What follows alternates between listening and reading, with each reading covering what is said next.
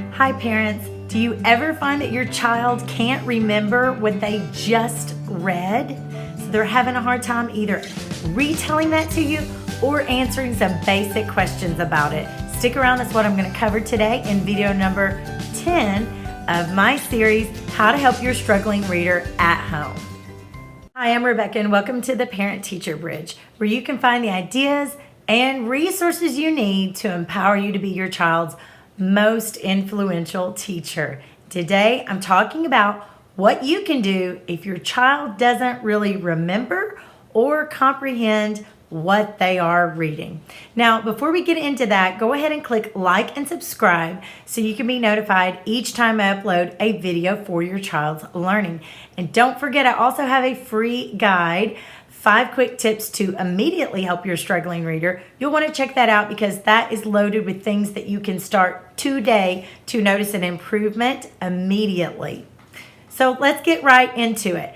There are several reasons why your child might not understand what they are reading or be able to retell what they are reading. One of the obvious reasons is that they have a book that is a little bit above their level and they're struggling on so many words in the text that kind of takes up all their brain power, so they don't have much left to remember what they have just read.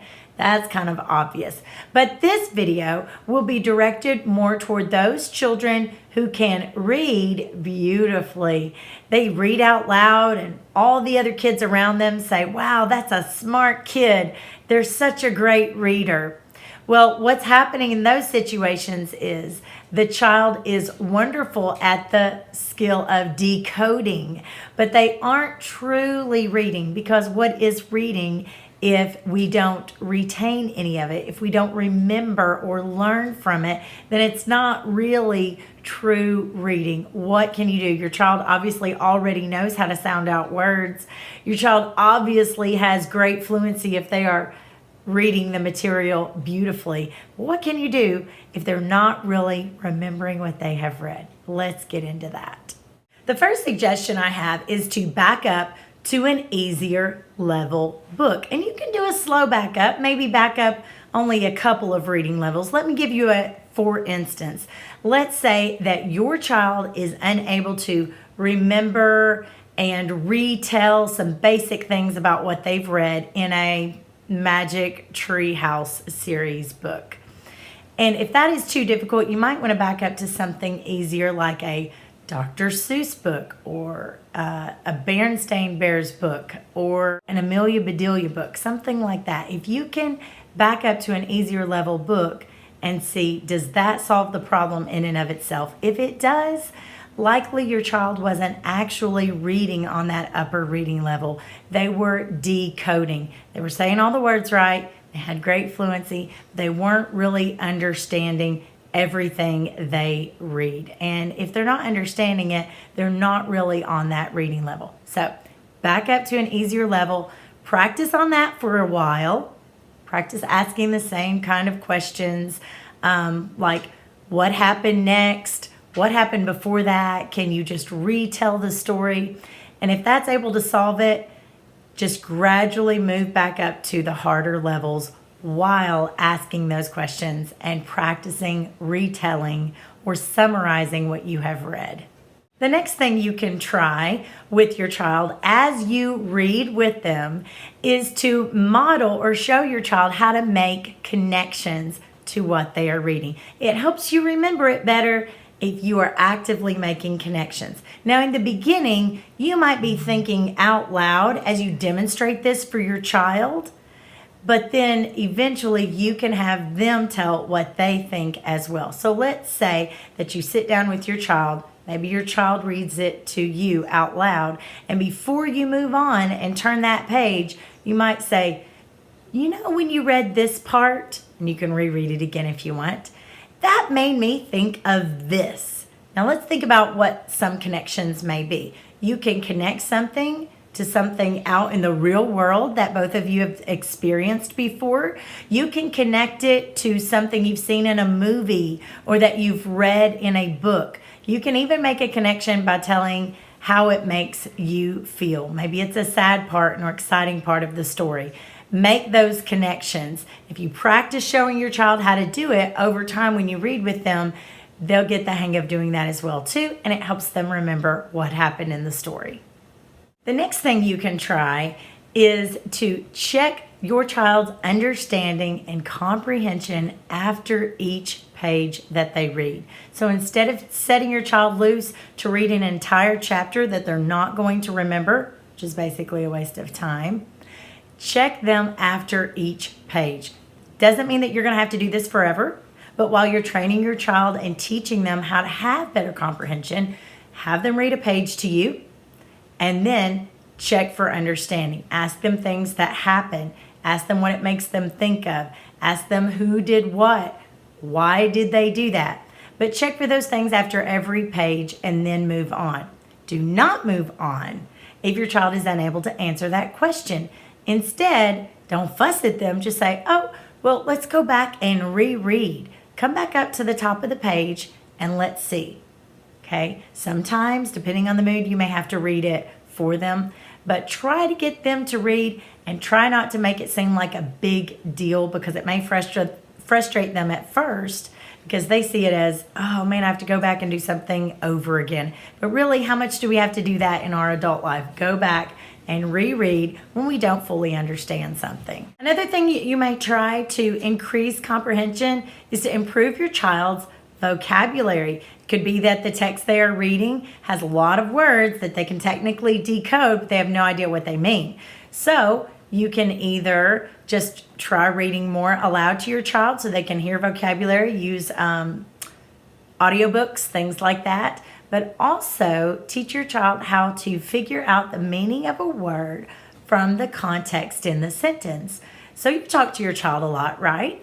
Sometimes if you are reading with your child and you come to a particular word, you're probably going to have an idea like, my child probably doesn't know that word. Occasionally, they may surprise us, but you have an idea. If you don't have an idea, you're not talking to your child enough. So when you get an idea of a word they don't know, read it through again and say, what do you think it means? Let's read that sentence again. Or you can read a couple of sentences around it and ask them what they think it means. And then if it's unable to be figured out from the context, just go ahead and tell them what it means and try to remember that word and use it in conversation more. You know, the more that you talk with your children, the better their vocabulary will be. And the more your child reads and listens to stories being read, the better their vocabulary will be. And then you won't have these difficult words tripping your child up as they read their story. You can also try having your child make mental images in their mind as they read a story. So just like we talked about making connections, if your child is reading a story that does not have any pictures, they need to be trained how to make mental images in their mind. So have you ever read a book before and then you see the movie that comes out based on the book and you're like, that is not how I pictured it? Okay, well, you're thinking that because you know how to make mental images when you read a story. You can practice this with your child by reading small bits of a story or small passages and just having them listen and sketch out what they hear you read. One book that I've tried this with for younger age children has been The Little House in the Big Woods. When Laura writes and describes some of the things that are going on, I choose not to show my child the picture that it does have and instead allow them to sketch out something. I'm saying sketch because it doesn't have to be a piece of artwork here, just something quick and basic and simple. And then after they show me what they were imagining in their mind, then I show them the picture on the page. So that can be a fun little activity you can do to help your child learn to make mental images. Another thing you can try is asking your child to make predictions. It's okay to predict something and get it wrong. Just ask any meteorologist out there. So if you make a prediction and then it ends up being wrong, it's not a big deal. It's not anything to cry over. Just say, oh man, that's what I really thought was going to happen. And if your child is too shy or too reserved to participate in this, you model it for them. So when you're reading a book with them, you say, you know, I think this is going to happen. I bet I know what's going to happen. Do you? And they might contribute or they might not. If they don't, then you show them what you think is going to happen. And then as you turn the page and you find out what did happen, you can talk about, was your prediction right or wrong or a little bit of both? Now, when I do one-on-one tutoring, most of the reading tutoring students that I see come to me because they are having difficulties with phonics or sounding out words and decoding the passage. They're usually not having as much trouble with comprehending what they have read, unless it's just a phonics issue. They're having so much trouble sounding things out.